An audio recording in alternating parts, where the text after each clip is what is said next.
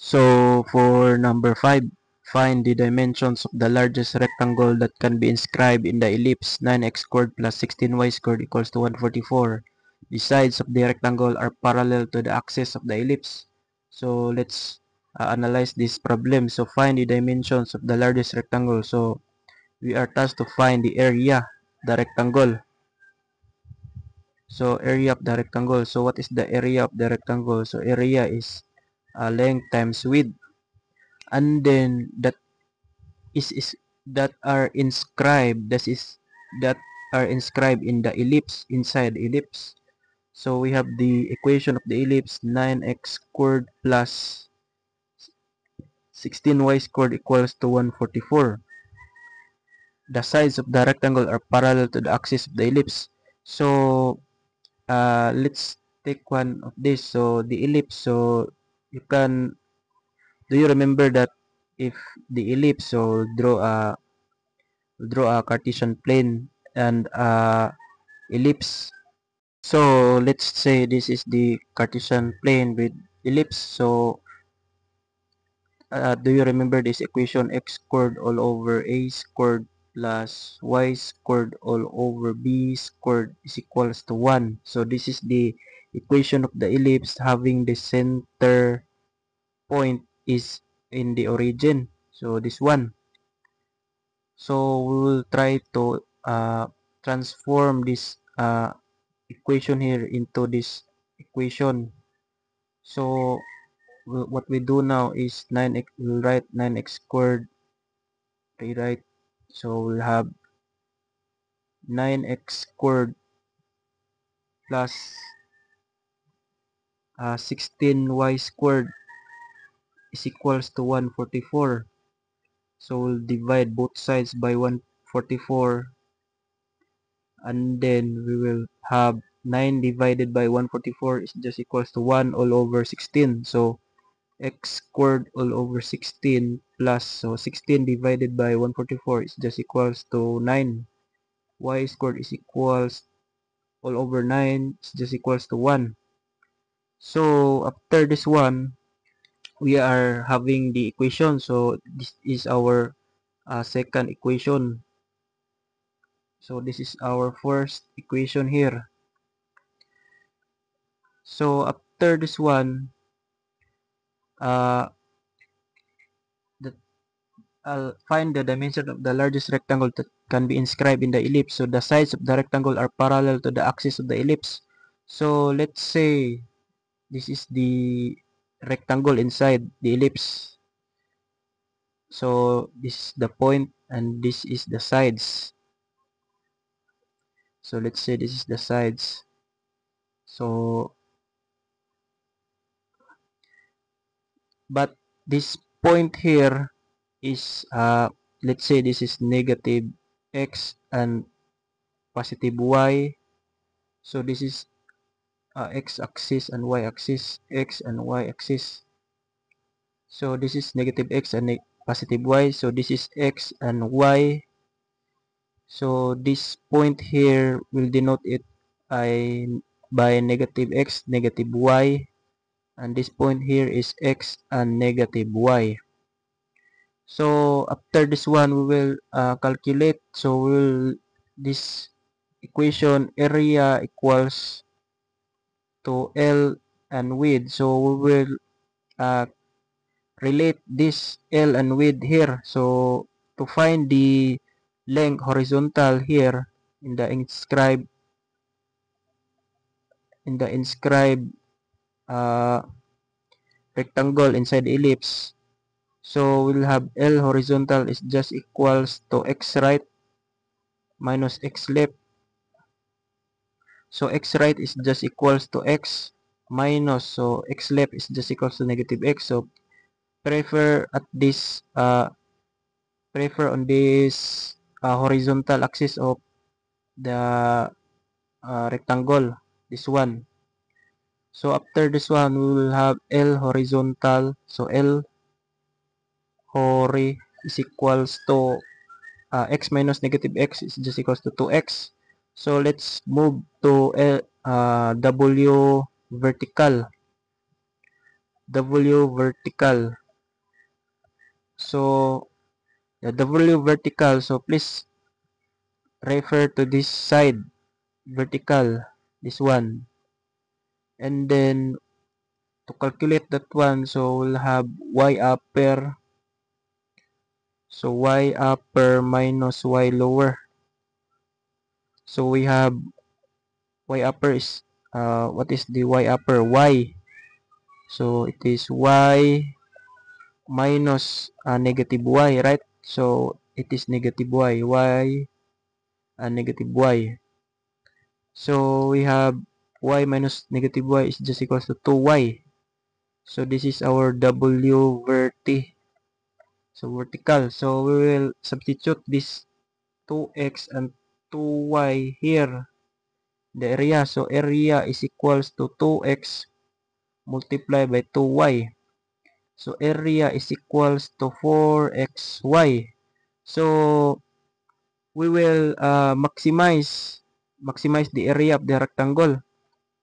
So we will not able to maximize because the x and y variable. So we'll find a way to have the same variables so we can use the equation number 2. So by equation number 2, so x squared all over 16 plus y squared all over 9 is equals to 1. So we'll find we'll isolate y squared. So 9 multiplied by 1 minus x squared all over 16. So we have y is equals to square root of 9 multiplied by 1 minus x squared all over 16. So y is equals to 3 square root. So we'll have 1 minus x squared all over 16 raised power of 1 half. So we'll substitute this value of y into this equation.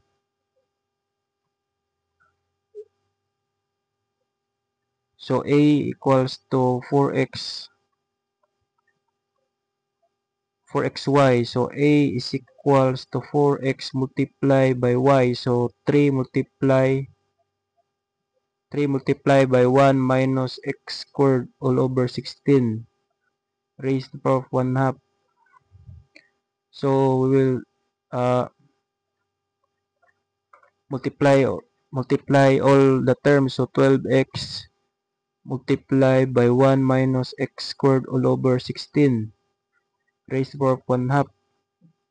So after this one, we will differentiate with respect to x. So dA over dx is equals to 12x.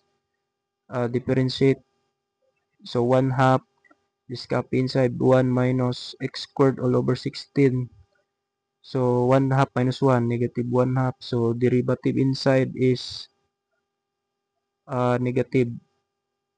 So negative 1 over 16 multiplied by 2x. So plus. So copy 1 minus x squared all over 16 raised to the power of 1 half. So copy. So derivative of 12x is just equals to 12. So simplify all the terms. So dA over dx is equals to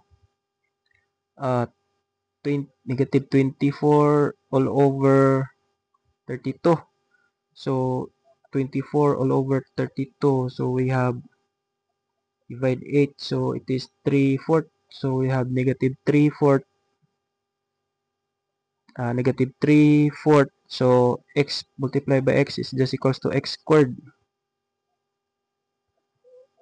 So after this one, we have a negative exponent here. Negative exponent here. So we'll put this term to the denominator. So we have 4 multiplied by 1 minus x squared all over 16 raised to the power of 1 half. So plus 12 multiplied by 1 minus x squared all over 16 raised to the power of 1 half. So we will combine these two. So after this one will equate to 0. So 4 multiplied by 1 minus x squared all over 16 raised to the power of 1 half. So we have negative 3x squared plus, so 4 times 12, so 48. 48 multiplied by 1 minus x squared all over 16.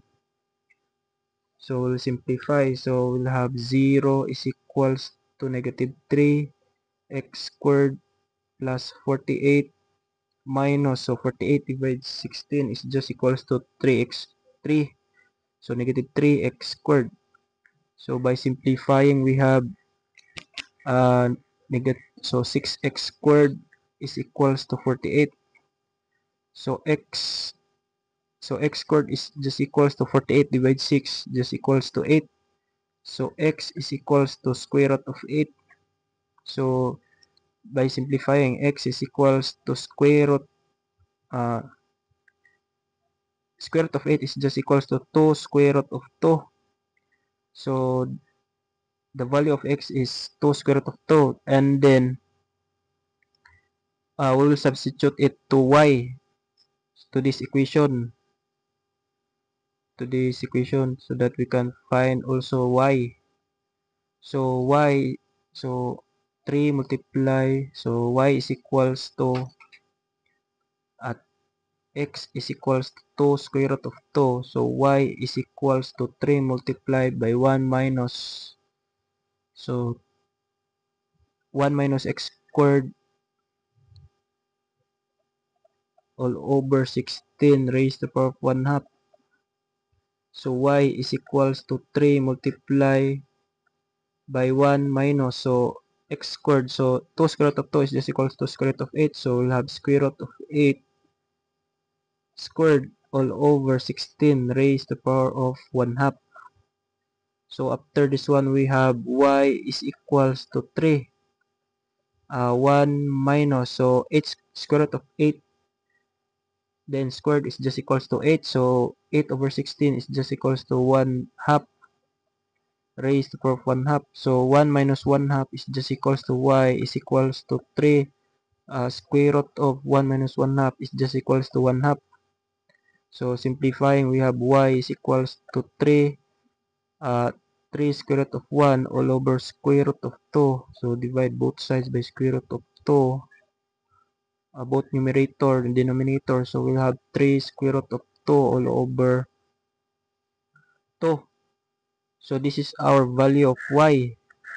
So take note that the the length of the horizontal L horizontal is just equals to 2x. So we have 2x. So this is our dimension of the rectangle. So 2x. So 2 multiplied by 2 square root of 2. So this is the value of x. So we have 4 square root of 2. This is our value for length. And for the width, so width vertical is just equals, it is just equals to 2y. So we have 2y. So we have 2 multiplied by 3 square root of 2 all over 2. So to this value, y. So the value will be w vertical. So we'll cancel 2. So the value will be 3 square root of 2. So the length, the dimensions are, for the length is 4 square root of 2. So 4 square root of 2 is 1. And for the width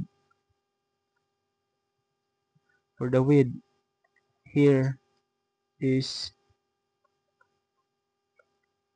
3 square root of 2. So it is units. So this is now our final answer. So let's check if our answer is correct. So The dimensions are 4 square root of 2 units by 3 square root of 2 units. So our answer here is correct. So there must be by. So by. So let's proceed to another number.